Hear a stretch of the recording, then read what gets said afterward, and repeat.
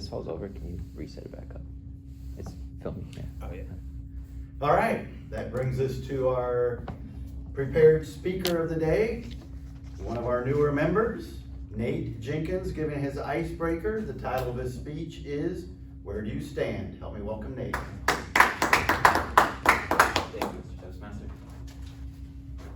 Mr. Toastmaster, fellow Toastmasters. How many of you have ever heard of the idea of diffusion of responsibility? Or also known in psychology as the bystander effect. Well, for those of you who don't fully know what it is, it's the idea that when in a large crowd, the individual often becomes passive or sheepish at times. This was me at an early age.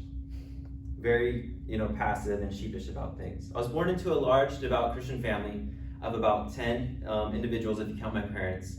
And then counting my cousins, my aunts, my uncles, the number would swell even higher. We'd always have these family get-togethers during the holidays, and everyone, would join in the kitchen or the dining room. It'd be very festive.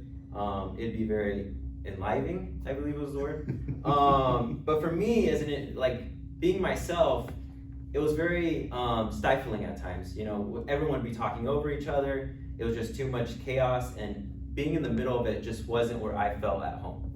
So at an early age, I understood that there was people that just always wanted to talk, that would always want attention. And for me, it wasn't really like I cared about those, that identity in the family. So for me, I just kind of, I wasn't even competing for that. Let those people kind of battle out, have the attention if they want. And that was fine with me. In this way, I often fell back into my comfort zone, and at an early age, never really, challenged myself. In looking at me as a boy, and then looking at my father, one could easily conclude that the apple did indeed fall far from the tree. My father could talk for hours upon hours on any topic to anyone when he's walking across the street, when he's buying something at the store, or when he's using the restroom. And just because you're hiding in your stall doesn't mean that my father won't find you and try to talk to you through the wall. He could talk to anyone, whether you wanted to talk to him or not. He would hold you hostage and ignore all your social cues in your attempts to escape him. After church, you could find me, on the other hand, like right when the prayer is done, or when the pastor, says his prayer, you would find me darting to the exit as fast as possible. It was a little bit of both. I wasn't exactly interested in socializing, but I also, quite frankly was, just scared of socializing, at a young age. Well, my father was always, looking for his next victim and holding people much longer than they ever intended to stay in the conversation. Being so different from my dad came with some perks, but it also came with some drawbacks. Anything that had to do with public speaking and class presentations, I just hated them with a passion.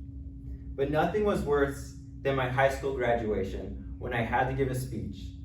I came from a very small school, so there's only 24 graduates that year, and me and another student had to get up there on stage and give our speeches. This was the worst thing that could ever happen to someone like me, because even though it was a small school, there was 300 to 400 different people, all the family members, all the cousins, everyone from all the people in my class. So for me, I was this is gonna be where I die. I'm gonna die up there on stage, and I was convinced of it. Whereas everyone else in my class would be talking about their summer plans, I was just every time they brought it up, it was just so it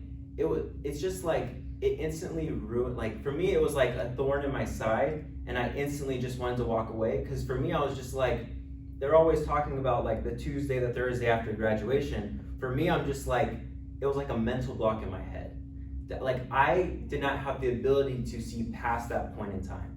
I was so focused about, in 2 weeks I have to be up there on stage. And even if I have to read it, I was even if I have to sit there and read it, I'm I'll get through it, I'm sure, maybe. But half of me at the same time was you know what? Now that I say that, going back, I feel looking back on it, I feel I really was certain that, I would die up there, it'd be public, it'd be mortifying, humiliating, however you want to define it. And so every time kids in my class would talk about their plans, it just was something I just left the conversation. I remember looking back on it that when finals were over, the kids would be throwing up books and papers into the air, celebrating. And for me, I always felt like my biggest battle was, still coming, and the fact that it was public and on stage just made it so much worse. Well, I did survive my graduation night and lived long enough to go to college soon after, surprisingly. Here I began to challenge myself more and more, and I did things that I never had done before, including joining student government and then also joining school choir. Two things I could never ever see myself doing before. One, because I'm just not a good speaker, but also when it has to do with choir, I wasn't the singing type.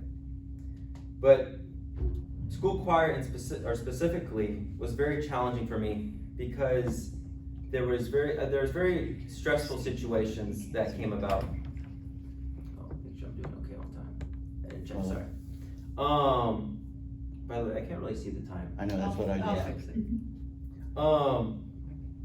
So yeah, going back to the student choir, it was a very stressful situation, even though I stuck with it through the semester, because there was moments when he'd call on everyone to give oh, you give it a little solo, or you three, sing together. And for someone who had no singing experience and also was afraid of public speaking, to me, I was like, what did I get myself into? I remember one time he was so this is a guy who has 40, 50 years of experience being a conductor. So he has a really fine tune here. And he was he pointed in my general direction. He's like, someone's singing off, they're on the wrong key over in this area. And then I knew deep down that he was talking about me.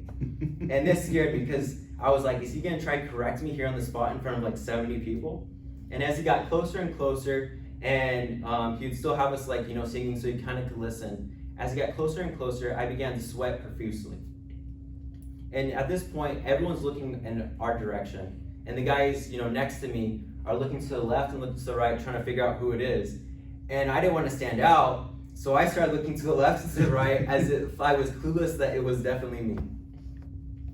And then going back to my point where I said that this man had 40 to 50 years experience, it just is so, I don't know how I thought I convinced him. When he got closer and closer, I just decided to lip sync. I was like, I'm not gonna get caught because I don't want him to correct me here in front of all these people. So I started to lip sync, and the thing was, he was 3 feet from me, and this man had 40 to 50 years of experience. So afterwards, I was like, there's no way he didn't know that the man standing 3 feet in front of him was faking the lip syncing the whole time. Or when he got closer, at least. Needless to say, choir just wasn't for me. But it made me proud that I stuck with it, even though, I stuck with it throughout the semester, even though it just was something that was totally outside of my comfort zone.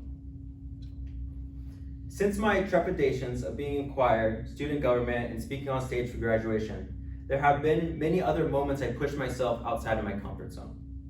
But in recent years, I feel like I've fallen behind, which is why I once again am pushing myself to grow and to not sit back idly behind others, to watch them have the life I could have for myself. Mr. Toastmaster.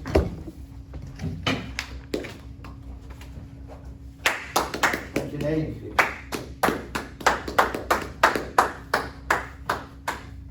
Appreciate that. Steve?